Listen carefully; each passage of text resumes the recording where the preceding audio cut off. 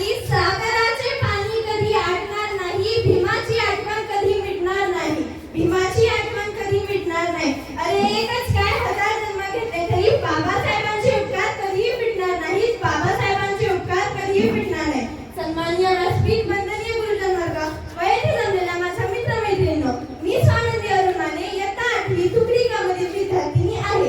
परवा म्हणजे 14 एप्रिल रोजी डॉक्टर बाबासाहेब आंबेडकर यांची जयंती आहे. डॉक्टर बाबासाहेब आंबेडकर यांचे जीवित कार्य इतके विशाल आणि मोठे आहे की ते समजण्यासाठी आपल्यासारख्या सर्वसामान्याचे अवघे जीवन देखील अपुरे पडेल.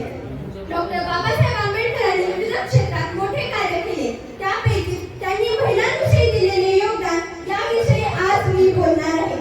याआधी एका महिलेला ओळखले जायचे ते म्हणजे कुठल्या तरी वडिलांच्या नावाने, नवऱ्याच्या नावाने, नाहीतर मुलाच्या नावाने.